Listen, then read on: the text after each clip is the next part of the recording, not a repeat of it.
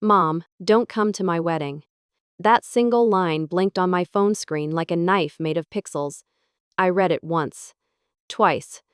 My thumb hovered, trembling above the glass as if the device itself had gained weight. My iPhone might have been a brick of iron. My heart was pounding so violently I could hear it in my ears, louder than the clock ticking on the kitchen wall. For 74 years, I thought I understood pain. I buried my parents, buried my husband, even buried the dreams of my youth. But nothing prepared me for this.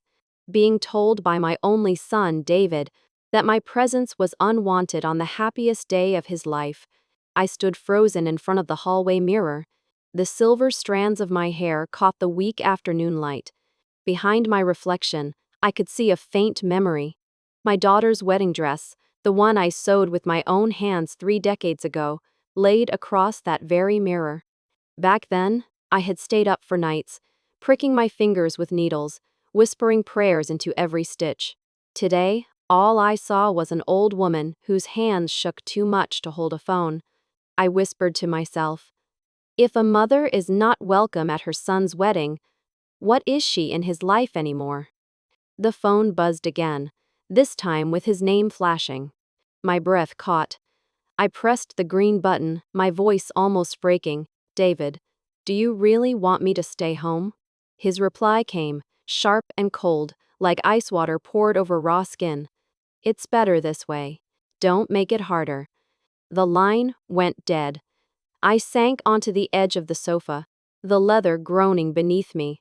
The room smelled faintly of lavender from the candle I had lit earlier, hoping to calm my nerves.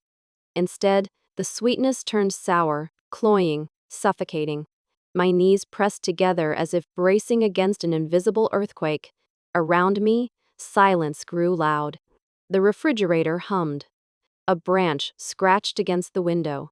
My phone, heavy as a stone, slipped from my hand and landed with a dull thud on the carpet. I didn't pick it up. I wanted to scream, to call him back, to demand why. But my throat locked, and all I could do was sit there, staring at the thin sunlight crawling across the floorboards. That moment split my life clean in two. Before his words, and after. For 20 years, I worked as a nurse. 12-hour shifts that bled into 14. Night after night, I walked hospital corridors under fluorescent lights that never slept. The soles of my shoes thinned from pacing between rooms, from answering bells that rang like cries for help. My back ached, my eyes burned, but my heart told me, keep going. David needs this. Every paycheck, I carved a piece away and tucked it aside. Sometimes only $50, sometimes $500. By the time David turned 18, I had transferred more than $150,000 into an account with his name on it. Money for tuition, for books, for rent, when he was too proud to live in the dorms. When he graduated, I added more.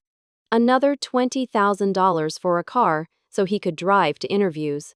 Later, when he was engaged, I offered to cover 70% of the wedding costs.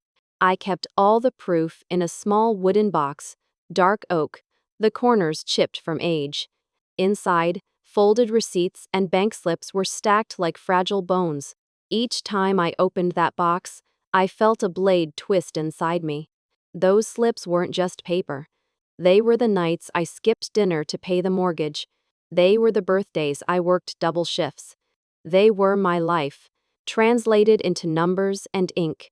Maybe I loved too blindly, I whispered to myself the last time I opened it. Maybe I trained them to believe I was endless. Endless hours. Endless giving. Endless silence. When David was 17, he came home late one night, his backpack slung low, smelling of rain and sweat. He dropped into the kitchen chair, his face pale from exam stress. I remember pouring him cocoa, my hands steady even though my bones screamed. He looked at me, eyes softer than they ever were after. Mom, I promise, one day I'll take care of you. I smiled, weary, my uniform still dotted with faint bloodstains from a patient's IV. Just study hard, that's all I need. 2. At the time, I believed it. I believed that if I worked harder, if I gave more, I was building a bridge toward love that would never collapse.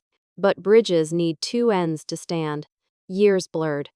My hands carried hundreds of IV bags, pulled countless hospital sheets tight, pressed against too many cooling foreheads. Meanwhile, every month, I pressed confirm transfer on my bank app, watching the digits march out of my account into his. I rarely bought anything new for myself. My coat was 15 years old, its lining frayed. My mattress sagged in the middle like a tired spine. Still, when David called and said, "Smom, I need help with rent," or "Mom, the car insurance is due," my answer was always yes. Yes, even when my own lights almost went out. Yes, even when the fridge was nearly empty. Yes, because that's what mothers are supposed to say. Or so I thought. The wooden box grew heavier, though the slips of paper inside weighed almost nothing. Each time I opened it, I imagined it asking me, "How much more can you give?" But I kept filling it, convinced that love was measured in sacrifice. Now, sitting in the quiet aftermath of his text message, I realized the truth. I hadn't just been saving for his future. I had been slowly bankrupting my own. The cursor on my banking app blinked like a warning light. I had already typed in the numbers. 20,000. My finger hovered above the button that would send the money spiraling away, just like the countless transfers before. For a moment, I could hear David's voice in my head, the same pleading tone he had used so many times. "Mom, it's just for now. Mom, I'll pay you back. Mom, you're the only one I can count on." But the longer I stared at those digits on the screen, the heavier they became. $20,000 wasn't just money. It was months of my life. It was another year without fixing the roof. It was more nights choosing toast instead of dinner, more mornings ignoring the ache in my knees because I couldn't afford therapy. My hand trembled. Sweat traced the inside of my palm. I whispered to the empty room, "No more. If love is measured by checks, I've already overpaid." I tapped cancel. The screen went dark. For the first time in years, I didn't feel the relief of helping. I felt the raw, burning weight of saying no. My chest tightened, not from regret, but from something unfamiliar, something like freedom knocking at the door. I stood, walked to the corner of the bedroom, and pulled out the old wooden box. The papers inside rustled like restless ghosts. I touched the edges of the receipts. The ink faded but still legible, each line a record of my devotion. Then, slowly, I closed the lid and snapped the lock shut. The sound was small, just a click, but to me, it was thunder. That night, I sat by the window with the curtains open. The city lights flickered in the distance. Usually, I would replay David's needs in my head. His bills, his deadlines, his excuses. Instead, I thought about myself. My shoulders, knotted from decades of bending. My hands, stiff with arthritis. My heart, still beating, still mine. Questions spilled like water breaking through a dam. When did I stop belonging to myself? Topics. When did love turn into obligation? Topic. If I keep giving, what will be left of me to give? The answers were clear, cruel, and liberating all at once. I locked the box back into the cabinet. This time, I kept the key in my pocket instead of the kitchen drawer where David always knew to look. I pressed it tight in my fist, the metal biting into my skin like a reminder. That night, I chose myself for the first time in decades. She arrived on a Tuesday afternoon. The air was thick with summer heat, and the cicadas outside shrieked like tiny alarms. I heard her heels before I saw her, sharp, deliberate clicks against the wooden steps. When I opened the door, she was standing there with a smile sweet enough to rot teeth. Rebecca, my son's bride-to-be. She carried a folder in her manicured hands. "Margaret," she said, her voice dripping like honey, "can I come in? We just need to clear up a little paperwork. Nothing big." I stepped aside, though my gut twisted. The living room smelled faintly of chamomile from the tea I had brewed earlier, hoping to soothe myself. She sat on the sofa, crossed her legs, and placed the folder on the coffee table with a gentle pat, as if it were a gift instead of a demand. "Here," she said, sliding the folder toward me. "It's just an authorization form. It'll be smoother for everyone if you sign it now." I picked up the first page. My name was there, typed in bold letters, followed by legal language I barely understood. But the gist was clear: power of attorney, financial control. My back straightened. My voice, quiet but steady, cut the air. "I'm not your forgotten relic. I won't sign away my life." Her smile faltered, but only for a breath. Then it returned, brighter, tighter. "Oh, Margaret, you're overthinking this. It's just formality. David's so busy, and weddings are stressful. If you sign, we can handle the details. You'll be free from the burden." Burden. That word stung like acid. I reached for my teacup, but my hands shook and it slipped. The porcelain hit the table's edge, then shattered against the floor. The sound cracked the silence like thunder. The steam rose, ghostly and bitter. Before I could speak, the front door opened. David walked in. His tie was loose, his eyes tired, but when he saw the folder on the table, his jaw tightened. "Mom," he said, trying to sound calm. "Rebecca explained, right? This is the best way forward. Why fight us on this?" I stood. My knees ached, but I held myself tall. "Because it's my life, David. My savings. My home. You don't get to erase me with a signature." His voice sharpened. "Why can't you just do this one thing for me?" The words sliced deep, but something inside me refused to bleed this time. I met his eyes, steady, unblinking, because this one thing is everything. The room went still. Rebecca looked between us, her smile gone now, replaced by a cold glare. David's fists clenched at his sides. I walked to the cabinet, pulled out the small wooden box, and placed it on the table between us. The lock clicked as I opened it. Receipts, transfer slips, checks, all spilling like a flood of evidence. 20 years, I said, my voice rising. $150,000 for your education. Another 20 for your car. Thousands more for rent, for food, for everything. And now you ask me to sign away what little I have left? David's face flushed red. He reached for the folder, but I pulled it back. My hands didn't shake this time. "I am not the guest you can erase," I said, my voice steady as stone. "I am the keeper of my key." The silence afterward was heavy, broken only by the soft hiss of tea seeping into the carpet. David didn't answer. Rebecca gathered the folder, her lips pressed thin. They walked out without another word, the slam of the door rattling the picture frames on my wall. I bent down, picking up the broken pieces of porcelain, sharp and jagged in my hands. For once, I didn't mind the cuts. They reminded me I could still feel.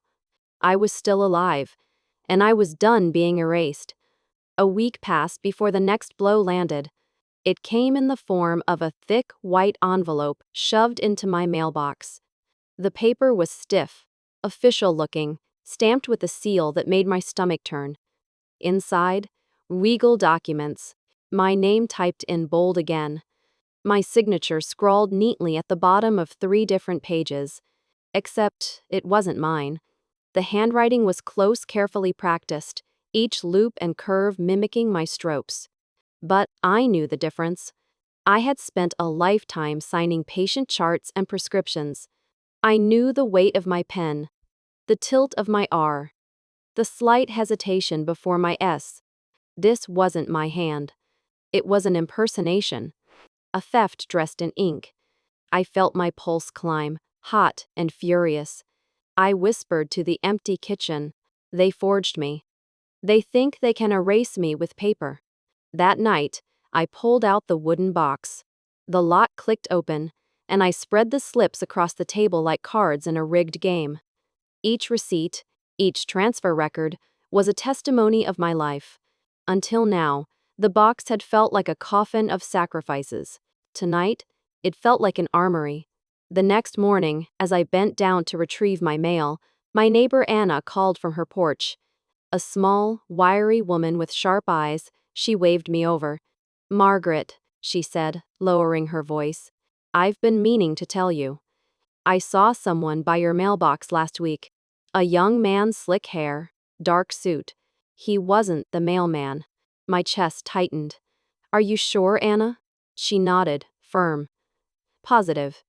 He opened your box, stuffed something inside, then left fast. I thought it was strange. I didn't want to meddle, but now I see I should have told you sooner." Her words were a lifeline. Proof that I wasn't paranoid. Proof that someone was planting lies in my life. That evening, I laid everything on the table: the forged documents, Anna's account, the receipts from my wooden box. The papers glowed under the kitchen lamp, fragile yet powerful. I ran my fingers over the forged signature, bile rising in my throat. It was more than betrayal now. It was crime. It was war. My phone rang. David's number. My hand hovered, but I didn't pick up. The voicemail pinged a minute later. His voice, smooth, rehearsed. "Mom, we just thought it'd be easier this way. Don't fight it. You'll be taken care of." Taken care of. As if I were a stray dog they planned to put down. I gripped the box tight, pressing it against my chest. For years, it had held my sacrifices. Now, it would hold my defense. My proof. My truth. That night, I didn't sleep. I sat by the table, the documents spread around me like a battlefield map.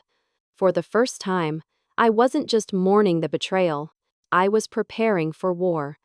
I spread the documents across the table, my lamp casting a harsh yellow glow over every line. The forged signature stared back at me, bold and confident, as if mocking me. For a long moment, my hands trembled so violently, I thought I might rip the paper in two. Then, slowly, I pressed my palms flat on the table and leaned in. My breath steadied. My eyes sharpened. It was a strange feeling. Fear and clarity living in the same heartbeat. I picked up the page again, held it close to my face. The strokes were practiced, precise but soulless. My hand had written thousands of patient charts in dim hospital light. My hand had signed checks through tears. My hand carried history. This forgery was hollow. I whispered to the empty room, my voice low but sharp. "You tried to steal me on paper. But paper burns." The words gave me strength. I wasn't staring at my defeat. I was staring at their mistake. I pulled the wooden box closer. The lock clicked open, and I fanned out decades of proof bank transfers, pay stubs, handwritten notes. My sacrifices, once chains around my neck, now gleamed like weapons in an armory. I imagined David's face when he signed his name over mine, when he convinced himself I'd never notice. For the first time, anger outweighed sorrow. Betrayal no longer felt like drowning. It felt like fire. And fire could burn back. My phone rang. His number again. I let it ring until silence returned. Instead, I opened the drawer where I kept an old Yellow Pages book. The spine cracked from disuse.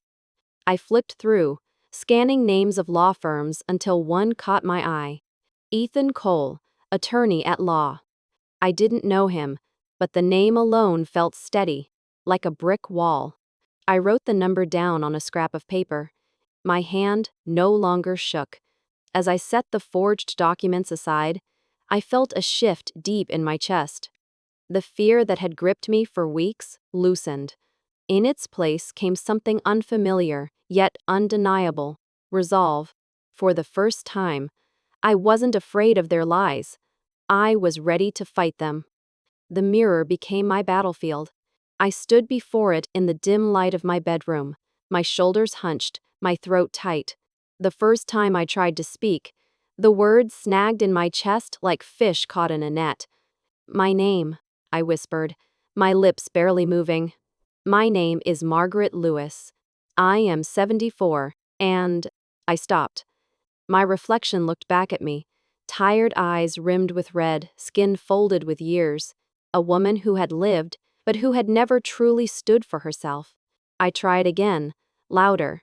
My name is Margaret Lewis. I am 74, and I am not invisible. The words cracked in the middle, but they landed. I gripped the edge of the dresser, breathing hard. Night after night, I practiced. At first, my voice quivered like thin glass. By the third night, it steadied. By the fifth, it carried across the room, firm enough to silence the hum of the refrigerator in the kitchen.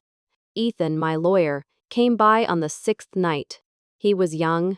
Too young, I thought, with his clean suit and restless energy. But his eyes carried a steadiness that reassured me. I showed him the forged documents, my wooden box of receipts, the notes I had scribbled on scraps of paper. He leafed through them carefully, his brow furrowed. Then he looked up.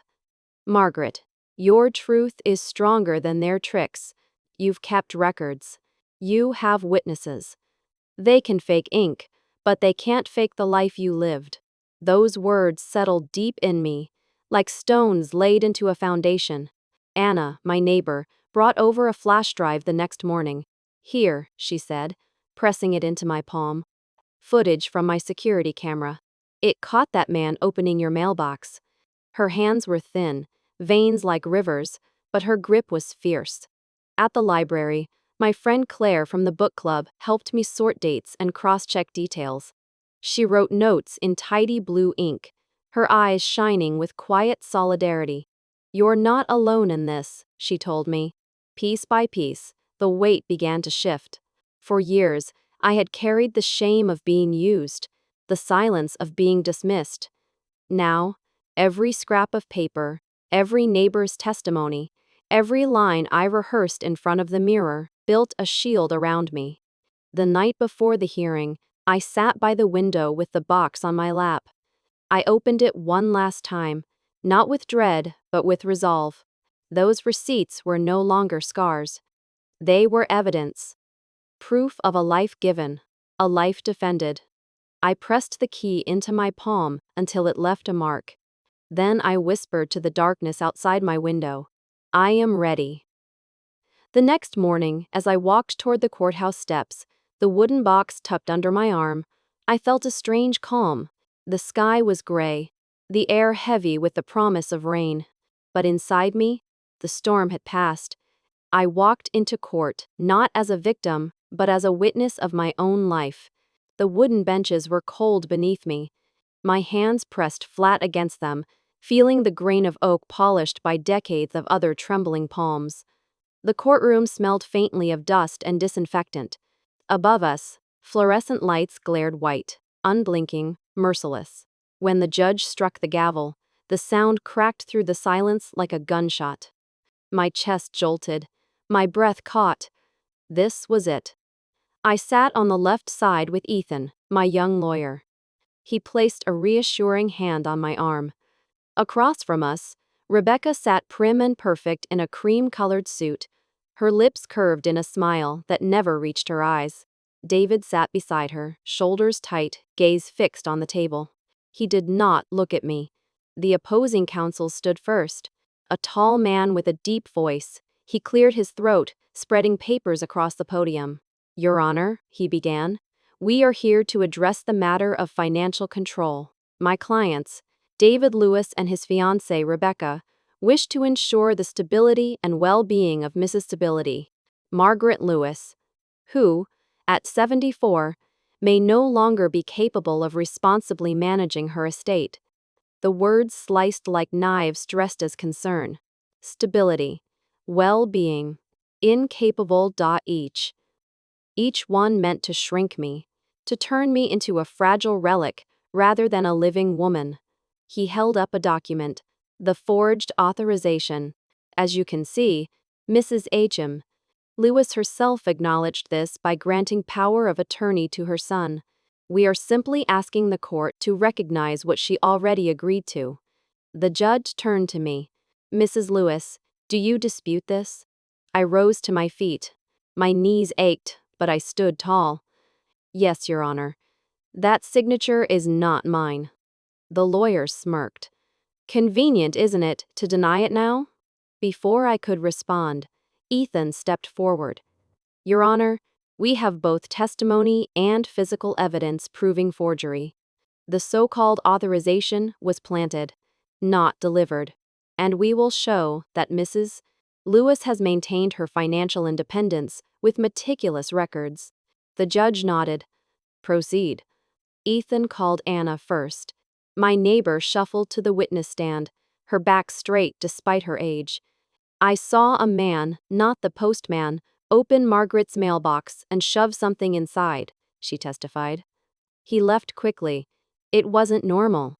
The opposing lawyer tried to rattle her. Are you certain it wasn't just a delivery worker? Anna's eyes narrowed. I know my mailman. This wasn't him. I may be old, sir, but I am not blind. The courtroom stirred with quiet chuckles. I bit back a smile. Next came Claire from my book club, carrying her neat stack of notes.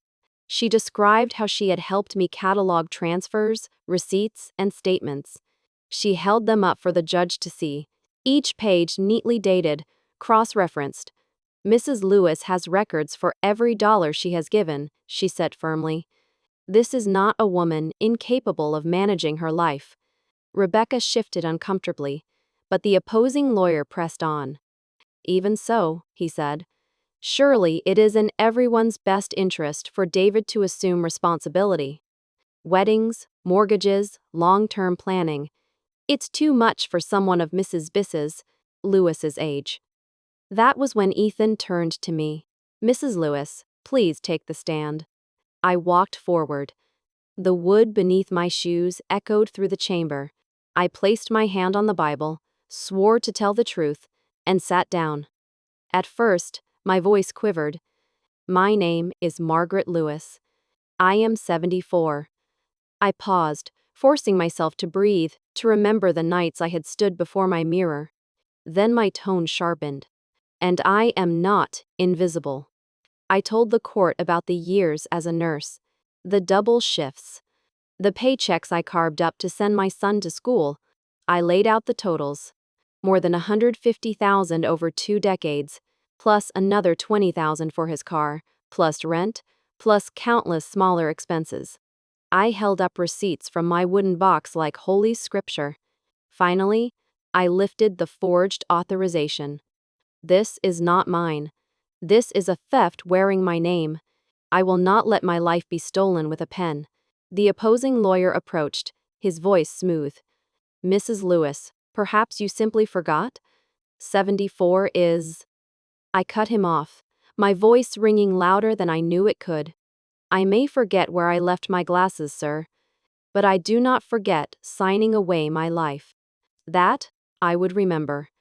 Gasps rippled through the room. Even the judge's lips twitched at the corner. I turned then, my eyes finally locking with David's. He looked down at his hands, unable to meet my gaze. My throat ached, but I forced the words out steady.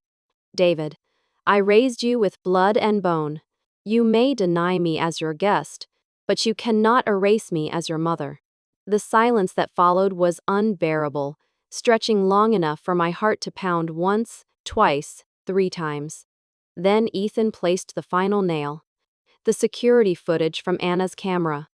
The grainy video showed a suited man. Rebecca's brother slipping papers into my mailbox. The courtroom buzzed. Rebecca's face drained of color. David's head sank lower. The judge banged his gavel. Order. When the noise settled, the judge leaned forward. His words were clear, decisive. The court finds the authorization invalid. The request for financial control is denied. The assets and estate remain under the sole authority of Mrs. Thace Anize. Margaret Lewis. My knees nearly gave out. Relief surged, tangled with grief. I clutched the edge of the stand, holding myself upright. But before I left the witness box, I spoke once more. I am not the signature they forged. I am the author of my freedom. The gavel struck again, final and resonant. Case closed. Across the aisle, Rebecca gathered her papers in silence. David sat motionless, his eyes fixed on the floor, as if ashamed, as if shattered. I turned away. My hands still trembled, but not from fear. From release. From the weight lifting after decades of chains. I walked back to my seat, the wooden box clutched tight against my chest. For once, it didn't feel heavy. It felt like mine. When I came home from court, the house felt too quiet, as if even the walls were holding their breath. I set the wooden box down on the coffee table and lowered myself into the armchair. The leather sighed under my weight. The lamp in the corner cast a thin pool of yellow light across the room. Dust motes floated in it like ghosts. For years, I had imagined this moment, winning, proving the truth, protecting what was mine. But the silence that followed was nothing like I had pictured. I leaned back and closed my eyes. My son's words echoed in the hollow spaces of my chest. "Mom, don't come to my wedding." The way he said it. Flat, decisive, still cut deeper than any lawyer's argument. I pressed a hand over my heart. It hurt, yes, but it didn't break. Not this time. The trial was over. The verdict had been mine. Yet as the hours passed, I kept asking myself, I won. But can a mother ever truly win against her own child's betrayal? I stood and walked to the window. Outside, the streetlights glowed faintly, spilling gold across the empty sidewalk. Couples passed by hand in hand, their laughter drifting into the night air. For a moment, I envied them. The simplicity of trust, the absence of scars. Turning back, I saw the broken teacup still sitting on the shelf. I hadn't thrown it away after that confrontation. Its jagged edges gleamed in the lamplight, a reminder of what had shattered. I picked up one fragment, traced the sharp rim with my fingertip. Then I placed it back down and whispered to myself, let it stay broken. I don't have to fix everything anymore. The house no longer felt like a prison. It was empty, yes, but empty can also mean open. I sat again, pulled a blanket over my knees, and let the quiet settle. For the first time in decades, the quiet wasn't suffocating. It was mine. Victory felt hollow, but freedom had a pulse. The house sold quickly. When the realtor handed me the final paperwork, I felt no grief, only relief.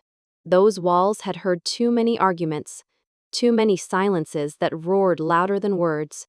Let someone else fill the rooms with laughter. My chapter there was finished.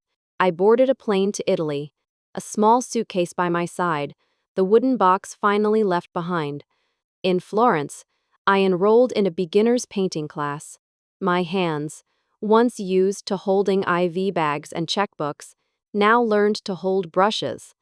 The first time I dipped the bristles into bright blue and swept it across canvas, my fingers trembled. But not from fear. From wonder. The mornings in Italy were filled with coffee shops, where I sat by windows, sketchbook open, watching the light fall across cobblestones. I made friends. Other retirees, a young barista who practiced English with me, a widowed librarian who invited me to galleries. For the first time, my name was spoken without expectation. Just Margaret, not Mom, can you send money? From Italy, I flew to Japan. Kyoto in spring was alive with blossoms, rivers lined with pink petals that fell like snow. But it was in autumn, at a shrine during the Kitsune festival, that I felt something shift completely. Lanterns swayed in the night breeze, children ran past in fox masks, laughter ringing through the air. A vendor offered me one. White, painted with red and gold. I hesitated, then lifted it to my face. The mask was cool against my skin, hiding the wrinkles, the years of sorrow, the tears I thought would never dry. Behind that fox face, I smiled. For once, no one saw an old woman discarded by her son. They saw a dancer in the crowd, another spirit among many. I laughed, quietly at first, then freely. My laughter joined theirs, rising with the lanterns. The memory of David's message, "Mom, don't come to my wedding," still floated at the edges of my mind, but it no longer anchored me. Once, my phone had felt like a stone, heavy enough to crush me. Now, as I lifted a cappuccino in a Kyoto cafe, my hand was steady, the cup light as air. Motifs came full circle. The wooden box of receipts, once a coffin of my sacrifices, was gone. The broken teacup remained on a shelf in someone else's home, no longer mine to mend. The mask I chose to wear wasn't to hide, but to celebrate, because choosing myself was never shameful.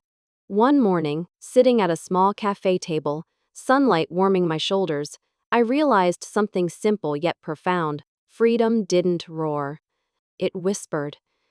It lived in small rituals: coffee sipped slowly, paint drying on canvas, the sound of a train leaving the station, and knowing I had no one to answer to but myself. I closed my eyes and breathed in. I was no longer their broken shadow. I was my own dawn.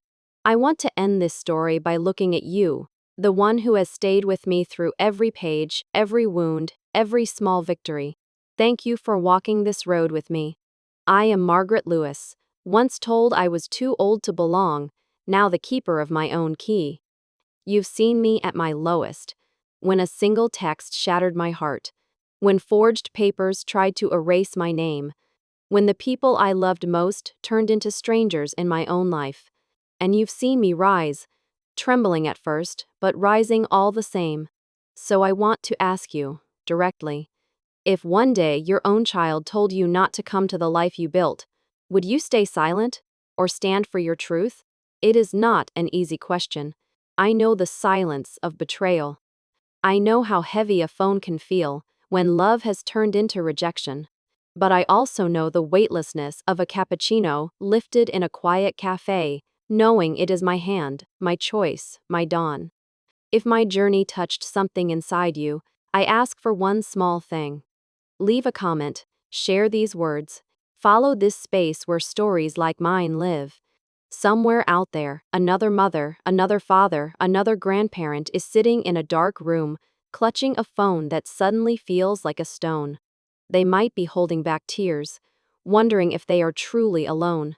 Maybe your voice can be the lantern they need. This is not just my story. It belongs to everyone who has ever been dismissed as too old, too fragile, too unnecessary. To everyone who has been told to stay home, to stay quiet, to stay erased. We are not burdens. We are not signatures that can be forged. We are not shadows waiting in someone else's house. I want you to remember this line. The one that carried me out of the courtroom. The one that carried me into a new life. I am not their discarded guest. I am my freedom.